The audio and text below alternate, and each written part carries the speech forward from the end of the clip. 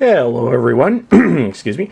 So now we are starting off with Peter Davison's run as the Doctor. At that point, up until Matt Smith, Peter Davison had been the youngest actor ever cast to play the Doctor. Really, what they were looking is a complete departure from Tom Baker's characters. Mainly, he was so entrenched in the role and so popular. Really, they couldn't have gone with a similar Doctor because it just would have been disastrous. So really the only way was to go in the complete opposite direction or as far away from Tom Baker as they could.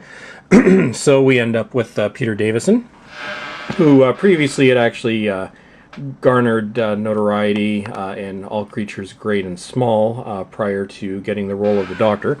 So we start here with his debut story, Castrovalva, which is also the third part of the New Beginnings box set.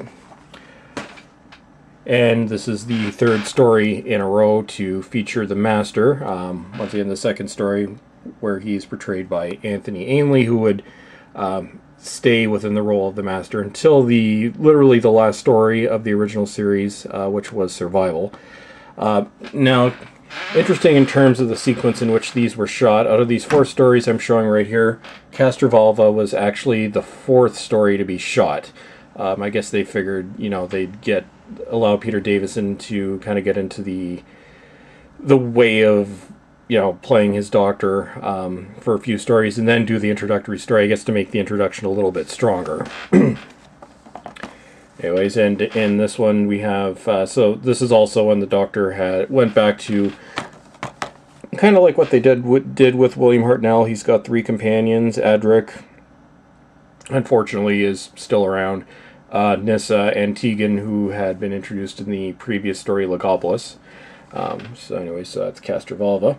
And then we have, this was actually the first story that was shot, and I think Peter Davison has mentioned that this is probably his least favorite story. But, it was his first portrayal. Although, one thing you can notice is his hair is suddenly a lot shorter in Four to Doomsday than it is in Castrovalva. So, I guess it sort of gives away the secrets of events. Either that or he could have just gotten a haircut. But, but we know this was the first story shot. This one is, I guess, odd. Yeah, it's, I don't know, robots and these hideous looking things. I don't know, yeah, this is kind of like Peter Davison. It's not one of my favorite Peter Davison stories. It's not horrible, but it's definitely not the best. And then we go on to a story that is actually another one of my early memories of watching Doctor Who, and another, like State of Decay, another story that as a kid scared the living crap out of me. I don't like snakes, so, and I know in Kinda, it's not entirely realistic the way they have the snakes. I guess it's kind of cheesy, if you want to put it that way, with the effect. But, to a kid who would have been about five or six when they first aired this in North America. So to a kid, yeah, it was still scary. There's still snakes. Although the actual, looking at it several decades later, the execution, especially with the snake at the end, probably could have been a little bit better. But this has been, with that aside, this is definitely one of Davison's most popular stories. Still one of my favorites. Also, by this point, especially with the first few stories, there was a really surreal feel to the story. They were trying to take the show in new directions, and it was nice for a change. It's an era that's completely identifiable in terms of the time that it was shot, and I actually think these may have dated a little bit more than, say, some of Tom Baker's stories, mainly because of all the background music. By this point, they had switched exclusively to the Radiophonic Workshop to handle the musical scores, and you do notice a difference.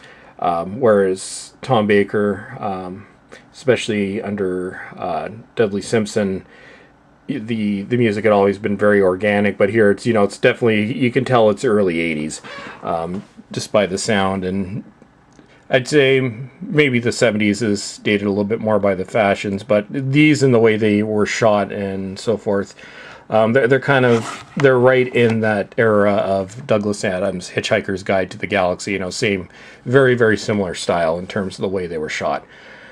And then we go on to The Visitation, which, yes, I know this is the original one. I actually have picked up some of the re-releases for some of the earlier Doctor Who stories from the first few Doctors that actually, I picked them up after I did the videos. So when I do pick this one, I'll link down in the description the special edition to The Visitation. But yeah, so Visitation, so now we're going back into the 17th century. So I guess in terms of Doctor Who, after they dropped the historicals, they had, I guess, what you would call science fiction historicals. Historical setting, but definitely things that didn't actually happen. But anyway, so that is The Visitation. So, as always, everyone, thank you for watching, and have yourselves a wonderful day. And this should be up before Christmas, so also have yourselves a Merry Christmas, Happy Holiday, whatever it is you celebrate. Goodbye.